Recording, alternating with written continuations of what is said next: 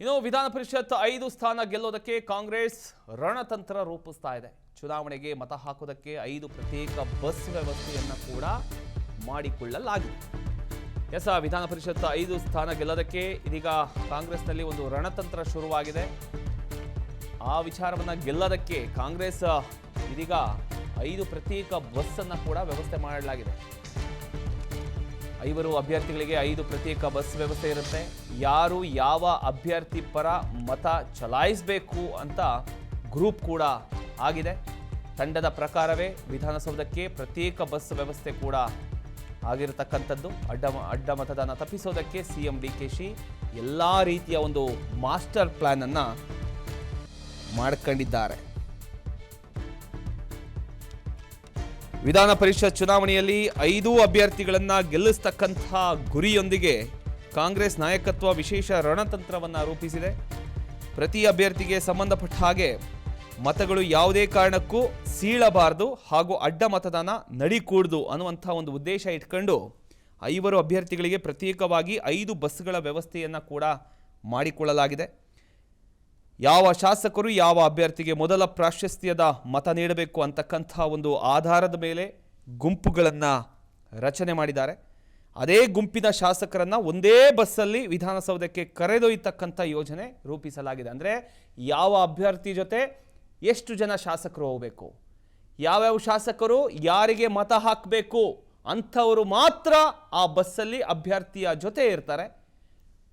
ಇನ್ನು ಯಾರು ಕೂಡ ಆ ಕಡೆ ಈ ಕಡೆ ಆಗೋದಿಲ್ಲ. 5 ಬಸ್ ಇರುತ್ತೆ, 5 ಅಭ್ಯರ್ಥಿಗಳಿರ್ತಾರೆ, ಅವ್ರ ಜೊತೆ ಒಂದಿಷ್ಟಿಷ್ಟು ಶಾಸಕರುಗಳೇ ಇರ್ತಾರೆ. ಯಾವ ಶಾಸಕರು ಯಾವ ಅಭ್ಯರ್ಥಿಗೆ ಮೊದಲ ಪ್ರಾಶಸ್ತ್ಯ ಮತ ನೀಡಬೇಕು ಅನ್ನುವಂಥ ಆಧಾರದ ಮೇಲೆ ಈ ರೀತಿಯ ಒಂದು ಗುಂಪುಗಳನ್ನು ಮಾಡ್ಕೊಂಡಿದ್ದಾರೆ.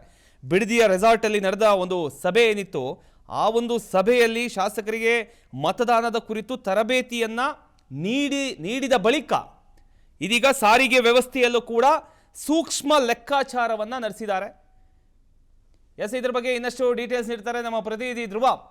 ಧ್ರುವ, ಈಗ ಎಲ್ಲ ರೀತಿಯಲ್ಲಿ ಒಂದು ಕಡೆ ಅಣುಕು ಮತ ಯಾವ ರೀತಿ ಹಾಕಬೇಕು ಅನ್ನೋದನ್ನ ಡಿ.ಕೆ. ಶಿವಕುಮಾರ್ ಅವರು ತೋರಿಸ್ಕೊಡ್ತಾ ಇರ್ತಕ್ಕಂಥದ್ದನ್ನು ನಾವು ಗಮನಿಸ್ತಾ ಇದ್ದೀವಿ.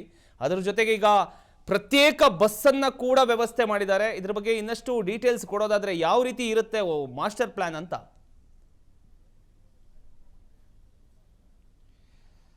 ಪ್ರಮೋದ್, ಮುಖ್ಯವಾಗಿ ಇವತ್ತು ಬೆಳಗ್ಗೆ 11 ಗಂಟೆಯಿಂದ ಈ ಒಂದು ಟ್ರೈನಿಂಗ್ ಸೆಷನ್ ಶುರುವಾಗುತ್ತೆ. ಯಾರು ಯಾವ ಅಭ್ಯರ್ಥಿಗೆ ಮತ ಹಾಕಬೇಕು ಅನ್ನುವಂಥದ್ದನ್ನ ಖುದ್ದು ಹಿರಿಯ ನಾಯಕರೇ ಈ ಒಂದು ಟ್ರೈನಿಂಗ್ ನೀಡುವಂತ ಕೆಲಸವನ್ನ ಮಾಡಿದ್ರು. ಸಿಎಂ ಸಿದ್ದರಾಮಯ್ಯ ಏನಿದ್ದಾರೆ ಅವರೇ ಇವತ್ತು ಬೆಳಗ್ಗೆ ರೆಸಾರ್ಟ್ಗೆ ಆಗಮಿಸಿದ್ರು. ಎಲ್ಲಾ ಶಾಸಕರಿಗೂ ಕೂಡ ಯಾವ ಅಭ್ಯರ್ಥಿಗೆ ಮೊದಲ ಪ್ರಾಶಸ್ತ್ಯದಲ್ಲಿ ಓಟನ್ನ ಹಾಕಬೇಕು, 2ನೇ ಪ್ರಾಶಸ್ತ್ಯದಲ್ಲಿ ವಿನಯ್ ಕಾರ್ತಿಕ್ ಅವರನ್ನ ಹೇಗೆ ಸೆಲೆಕ್ಟ್ ಮಾಡಬೇಕು ಅನ್ನುವಂತಹ ಒಂದು ಕಂಪ್ಲೀಟ್ ಆದ ಮಾಹಿತಿಯನ್ನ ನೀಡಿದ್ರು. ಅದರಲ್ಲಿ ಮೊದಲ ಬಾರಿಗೆ ಆಯ್ಕೆಯಾದಂತಹ ಶಾಸಕರೇನಿದ್ದಾರೆ ಅವರಿಗೆ ಈ ಪರಿಷತ್ ಚುನಾವಣೆಯ ಇದು ಗೊತ್ತಿರೋದಿಲ್ಲ. ಈಗ ಮೊನ್ನೆ ಅಷ್ಟೇ ಆಯ್ಕೆ ಆಗಿರುವಂತಹ ಸಮರ್ಥ ಶಾಮನೂರು ಏನಿದ್ದಾರೆ ಅವರಿಗೆ ಇದ್ರ ಬಗ್ಗೆ ಅಷ್ಟೊಂದು ಮಾಹಿತಿ ಇರೋದಿಲ್ಲ. ಹಾಗೆ ಮೊದಲ ಬಾರಿ ಯಾರೆಲ್ಲ ಆಯ್ಕೆ ಆಗಿದ್ರು ನೋಡಿ, ಅವರಿಗೆ ಕಂಪ್ಲೀಟ್ ಆಗಿ ಯಾವುದೇ ಗೊಂದಲ ಆಗಬಾರದು. ಮೊದಲ ಪ್ರಾಶಸ್ತ್ಯದ ಮತ ಯಾರಿಗೆ ಬರಬೇಕು, 2ನೇ ಪ್ರಾಶಸ್ತ್ಯದ ಮತ ಯಾರಿಗೆ ಬರಬೇಕು, ಒಂದು ವೇಳೆ 3ನೇ ಪ್ರಾಶಸ್ತ್ಯದ ಮತ ಹಾಕ್ಲಿಕ್ಕೂ ಕೂಡ ಅವಕಾಶ ಇದೆ. ಆದ್ರೆ ಮೊದಲ ಮತ್ತು 2ನೇ ಪ್ರಾಶಸ್ತ್ಯದ ಓಟ್ ಯಾರಿಗೆ ಬರಬೇಕು ಅನ್ನುವಂತ ಒಂದು ಕಂಪ್ಲೀಟ್ ಆದ ಮಾಹಿತಿಯನ್ನ ಕೂಡ ನೀಡಿದ್ರು. ಅದಾದ ನಂತರ ಈಗ ಸದ್ಯ ಸಿಎಂ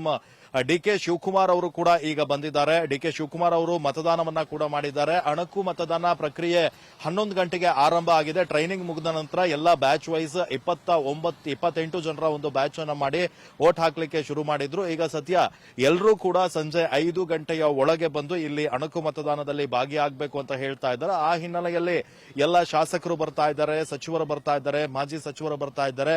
ಯಾರಿಗೆಲ್ಲ ವೋಟ್ ಇದೆ ಅವರೆಲ್ಲರೂ ಬಂದು ವೋಟ್ ಹಾಕುವಂತ ಕೆಲಸವನ್ನ ಮಾಡ್ತಾ ಇದ್ದಾರೆ. ಇನ್ನೊಂದಿಷ್ಟು ಕಡೆ ಅಡ್ಡ ಮತದಾನ ಆಗ್ಬೋದು ಎನ್ನುವಂತ ಒಂದು ನಿಟ್ಟಿನಲ್ಲಿ ಈಗಾಗಲೇ ಎಲ್ಲ ಮಾಸ್ಟರ್ ಪ್ಲಾನ್ ಅನ್ನ ಮಾಡಿಕೊಂಡಿದ್ದಾರೆ. ಯಾರ ಮೇಲೆಲ್ಲ ಡೌಟ್ ಇದೆ ಅದನ್ನ ಕಂಡುಹಿಡಿಬೇಕು ಅನ್ನುವಂತ ಒಂದು ನಿಟ್ಟಿನಲ್ಲಿ ಕೂಡ 28 ಜನರ ಒಂದು ಟೀಮ್ ಅನ್ನ ಮಾಡ್ತಾರೆ.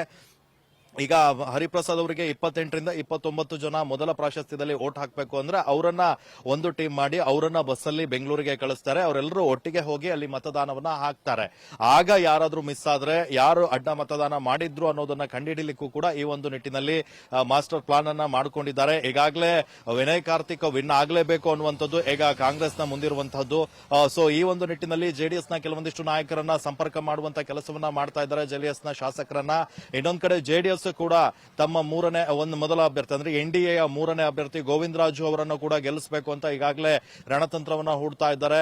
ಹೀಗಾಗಿ ದೇವನಹಳ್ಳಿ ಬಳಿ ಇರುವಂತಹ ರೆಸಾರ್ಟ್ಗೆ ಕೂಡ ಶಿಫ್ಟ್ ಆಗ್ತಾರೆ ಇವತ್ತು ಸಂಜೆ ಅನ್ನುವಂತ ಮಾಹಿತಿ ಇದೆ. ಈಗ ಸದ್ಯ ಇಲ್ಲಿ ಅಣಕು ಮತದಾನದ ವೇಳೆ ಯಾವ ರೀತಿ ಓಟನ್ನ ಹಾಕಬೇಕು ಅನ್ನುವಂಥದ್ದನ್ನ ಸ್ಪಷ್ಟವಾಗಿ ಹೇಳ್ತಾ ಇದ್ದಾರೆ. ಇನ್ನು ಎರಡನೇ ಪ್ರಾಶಸ್ತ್ಯದ ಮತಗಳ ವ್ಯಾಲ್ಯೂ ಎಷ್ಟು ಬರುತ್ತೆ ಈ ಎಲ್ಲ ಲೆಕ್ಕಾಚಾರವನ್ನ ಕೂಡ ಇಟ್ಕೊಳ್ತಾರೆ. ಈಗ 29 ಮತಗಳನ್ನ 4 ಅಭ್ಯರ್ಥಿಗಳಿಗೆ ಹಾಕಿದ್ರು ಅಂತ ಹೇಳಿದ್ರೆ ಒಬ್ಬರೆಲ್ಲಾದ್ರೂ ಅಡ್ಡ ಮತದಾನ ಆಗ್ಬೋದು, ಅಸಿಂಧು ಆಗ್ಬೋದು. ಇದರಿಂದ 7ನೇ ಅಭ್ಯರ್ಥಿ ಏನಿದ್ದಾನೆ ಜೆಡಿಎಸ್ ನ ಅಭ್ಯರ್ಥಿ ವಿನ್ ಆಗುವಂತ ಚಾನ್ಸಸ್ ಗಳು ಬರ್ತವೆ. ಸೊ ಈ ಒಂದು ನಿಟ್ಟಿನಲ್ಲಿ ಮತಗಳು ಅಸಿಂಧು ಆಗಬಾರ್ದು, ಅದರ ಜೊತೆ ಅಡ್ಡ ಮತದಾನ ಆಗಬಾರ್ದು. ಇವೆಲ್ಲವನ್ನ ಇಟ್ಕೊಂಡು ಈಗ ಸದ್ಯ ಏನು ವೋಟಿಂಗ್ ಅನ್ನ ಅಣಕು ಮತದಾನವನ್ನ ಮಾಡ್ತಾ ಇದ್ದಾರೆ. ನಾಳೆ ಬೆಳಗ್ಗೆ ಹೋಗಿ ನೇರವಾಗಿ ವೋಟ್ ಹಾಕುವಂತ ಕೆಲಸವನ್ನ ಕೂಡ ಮಾಡ್ತಾ ಹೋಗ್ತಾರೆ. ಈಗಾಗಲೇ ಕಾಂಗ್ರೆಸ್ ಬಳಿ ಇರುವಂತದ್ದು 134 ಜನ ಶಾಸಕರು, ಅದರ ಜೊತೆ ಪಕ್ಷೇತರ 3 ಜನ ಬೆಂಬಲ ಇದೆ.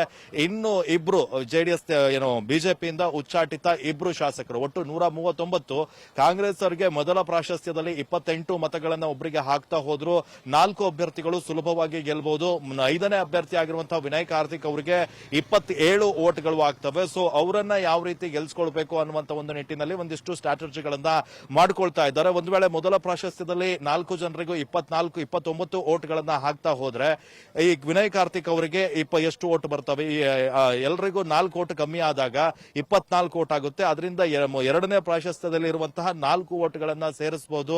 ಹೀಗಾಗಿ ಒಂದಿಷ್ಟು ಲೆಕ್ಕಾಚಾರಗಳನ್ನ ನಾಯಕರು ಮಾಡಿಕೊಂಡಿದ್ದಾರೆ. ಅದರ ಜೊತೆ ಜೆಡಿಎಸ್ ನಿಂದ ಅಸಮಾಧಾನಿತರಿದ್ದಾರೆ, ಅವರನ್ನ ಸೆಳೆಯುವಂತ ಕೆಲಸವನ್ನ ಕೂಡ ಮಾಡ್ತಾ ಇದ್ದಾರೆ. ಅಲ್ಲದೆ ಈ ಬಿಡದಿ ರೆಸಾರ್ಟ್ ನಲ್ಲಿ ಇರುವಂತವರು ಯಾವುದೇ ಕಾರಣಕ್ಕೂ ಕೂಡ ಜೆಡಿಎಸ್ ನ ಸಂಪರ್ಕಕ್ಕೆ ಹೋಗಬಾರದು ಅನ್ನುವಂತ ಒಂದು ನಿಟ್ಟಿನಲ್ಲಿ ಅವರ ಮೇಲೆ ನಿಗಾವನ್ನ ಕೂಡ ಇಡ್ತಾ ಇದ್ದಾರೆ. ಆ ಒಂದು ನಿಟ್ಟಿನಲ್ಲಿ ಈಗ ಈ ರೆಸಾರ್ಟ್ ನಲ್ಲಿ ವಂಡರ್ಲಾ ರೆಸಾರ್ಟ್ ನಲ್ಲಿ ಅವರಿಗೆ ಒಂದು ಟ್ರೈನಿಂಗ್ ಅನ್ನ ಕೊಡುವಂತಹ ಕೆಲಸವನ್ನ ಕೂಡ ಮಾಡ್ತಾ ಇದ್ದಾರೆ. ಇನ್ನೇನು ಸಿಎಂ DK ಶಿವಕುಮಾರ್ ಅವರು ಕೂಡ ಸಭೆಯನ್ನ ನಡೆಸ್ತಾ ಇದ್ದಾರೆ, ಶಾಸಕರಿಗೆ ಸೂಚನೆಯನ್ನ ನೀಡ್ತಾ ಇದ್ದಾರೆ. ಯಾರು ಕೂಡ ಡೌಟ್ ಅನ್ನ ಇಟ್ಕೋಬಾರದು.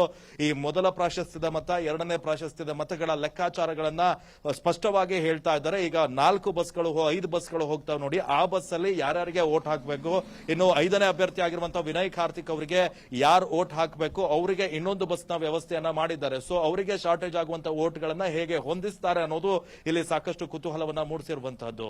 ಪ್ರಮೋದ್, ಥ್ಯಾಂಕ್ ಯು ನಿಮ್ಮೆಲ್ಲ ಮಾಹಿತಿಗಾಗಿ ಧ್ರುವ.